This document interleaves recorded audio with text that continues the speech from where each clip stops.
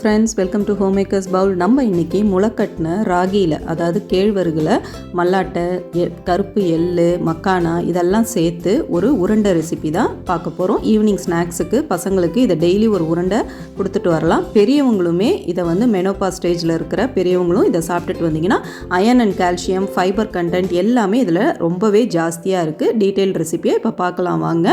மக்கானாவுமே ஹார்ட்டுக்கு blood சுகரை maintain பண்ணுறதுக்கு ராகியும் மக்கானாவும் ரொம்பவே ஹெல்ப் பண்ணும்.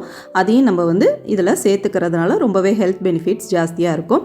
இப்போ இந்த மாதிரி ராகியை நான் ஃபுல் ஓவர் நைட்டு சோக் பண்ணிவிட்டு காலையில் நல்லா தண்ணியை ட்ரெயின் பண்ணிவிட்டு இந்த மாதிரி முளைக்கட்டி எடுத்து வச்சுருக்கேன். எவ்வளோ அழகாக முளைப்ப வந்திருக்கு பாருங்கள். நல்ல காத்தோட்டமாக இருக்கிற இடத்துல இந்த மாதிரி ஒரு பாக்ஸில் மூடி போட்டு அதை துணியில் சுற்றி வைங்க. அந்த துணி கொஞ்சம் ஹோல்ஸ் இருக்கிற மாதிரி பார்த்துக்கோங்க. அப்போ தான் அது காத்தோட்டம் உள்ளே போய் நல்லா இந்த முளை நமக்கு கட்டி வரும். அதனால் எப்போவுமே அந்த மாதிரி முளை கட்டி எடுத்து வச்சுக்கோங்க. இப்போ இது ஆறுனதை நல்லா நம்ம பரப்பி வெயிலில் ஒரு நாள் ஃபுல்லாக வச்சு எடுத்துக்கோங்க. அப்போ தான் இந்த உருண்டை நாள் பட்டு நமக்கு வரும். எதுக்குன்னா நம்ம இன்னொன்றும் இந்த இதை யூஸ் பண்ணி நம்ம செய்ய போகிறோம். இதை நான் பாதியாக டிவைட் பண்ணிக்கிறேன். இந்த முளை கட்டின ராகியை ஒரு பாதி இப்போ நான் உங்களுக்கு உருண்டையாக செஞ்சு காமிக்கிறேன். இன்னொரு பாதியை ராகி மால்ட்டு செய்ய போகிறேன். அது உங்களுக்கு பாலில் அப்படியே பிள்ளைங்களுக்கு கலந்து கொடுக்குறது. அதை நான் ஷார்ட்ஸாக இன்னும் 2 நாளில் உங்களுக்கு அப்லோட் பண்ணுறேன். இப்போ 100 கிராம் அளவுக்கு ராகியை இந்த மாதிரி 1 டேபிள் ஸ்பூன் நெய் விட்டு இந்த மாதிரி பேனில் நல்லா வறுத்து எடுத்துக்கோங்க. வறுத்து இதுக்கப்புறம் இதை பொடி பண்ணி நீங்கள் இந்த உருண்டையை செய்யும் பொழுது நாள் பட்டு வச்சுக்கும் பொழுது உருண்டையும் கெடாமல் இருக்கும். மால்ட்டுக்குமே இதே மாதிரி நம்ம வறுத்து எடுத்து நம்ம செஞ்சோம்னா பவுடரும் உங்களுக்கு நல்லா நாள் பட்டு வரும். இப்போ 100 கிராம் அளவுக்கு இந்த ராகி ஸ்ப்ரவுட்டட் ராகியை நான் எடுத்திருக்கேன், முளைக்கட்டின ராகியை. மீதி 100 கிராமை மால்ட் செய்கிறதுக்கு நிறுத்தியிருக்கிறேன். இப்போ அதே பேன்லேயே ஒரு 1/4 கப்பு வறுத்த நிலக்கடலை எடுத்துக்கோங்க. நீங்கள் பச்சை நிலக்கடலை எடுத்தாலும் நல்லா வறுத்துட்டு தோல் எடுத்துக்கோங்க. நான் வறுத்தது தான் இருந்தாலும் திருப்பி ஒரு தடவை வறுத்துக்கிறேன். இது தோராயமாக கிராம் கணக்கில்னா ஒரு 50 கிராம் இருக்கும்.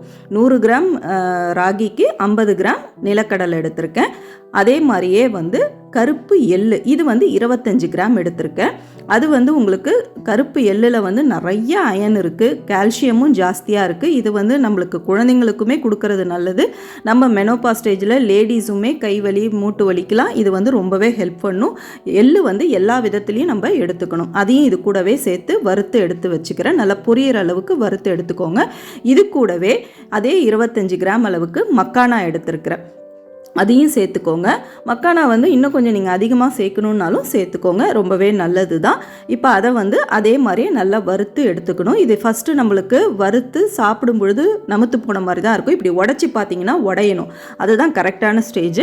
அப்போ நம்ம ஸ்டவ்வை ஆஃப் பண்ணிடலாம், இதை எடுத்துடலாம். நம்ம இப்போ இதையும் அதே பிளேட்லேயே நம்ம எடுத்துக்கலாம். ராகி தனியாக வறுத்து எடுத்து வச்சுருக்கேன். இது 3த்தையும் ஒரு பிளேட்டில் எடுத்து வச்சுருக்கேன். இப்போ இது கூடவே 25 கிராம் முந்திரியும் பாதாமும் சேர்த்து 25 கிராம் எடுத்திருக்கேன். நான் எல்லாமே கிராம் கணக்கில் சொல்கிறேன். நீங்கள் கப்பு கணக்கில் அளக்கும் பொழுது 1/4 கப்பு நிலக்கடலை, மீதி அதுக்கும் குறைவாக 1/3 கப்பில் எள்ளு, இந்த மாதிரி பாதாம் இதெல்லாம் எடுத்துக்கோங்க. இப்போ அதையுமே நல்லா வறுத்து எடுத்து வச்சுக்கலாம். இப்போ ஒரு மிக்ஸி ஜாரில் ஆறுனதுக்கப்புறம் வறுத்த அந்த ராகியை சேர்த்துக்கலாம். சேர்த்துட்டு அது கூடவே நிலக்கடலை, எள்ளு, மக்கானா அதை சேர்த்துக்கோங்க. சேர்த்து ஃபஸ்ட்டு பொடி பண்ணிவிட்டு வந்துடலாம். இந்த உருண்டைக்கு நான் கொரன்னு தான் பொடி பண்ணியிருக்கேன். நீங்கள் மைய பொடி பண்ணணும்னு நினச்சாலும் நீங்கள் மைய பொடி பண்ணிக்கோங்க, அது உங்கள் விருப்பம்தான். இது கூடவே 100 கிராம் அளவுக்கு பொடிச்ச வெல்லம் சேர்த்துக்கிறேன். நான் சமமாக தான் சேர்த்துக்கிறேன். நான் ராகிக்கு 100 கிராம் சொல்கிறேன், மாவுக்கு சொல்லலை. ராகி எடுத்ததுக்கு 100 கிராமுக்கு 100 கிராம் வெல்லம் சேர்த்துருக்கேன். நான் ஆர்கானிக் வெல்லம் சேர்க்கறதுனால இதை நான் பாகு காய்ச்சாமல் டைரெக்டாக தூசி மண் இல்லாதனால டைரெக்டாக சேர்த்துக்கிறேன். இப்போ அதுலேயே அடுத்து பாதாமையும் முந்திரியையும் சேர்த்து கொரன்னு அரைச்சி எடுத்துக்கலாம்.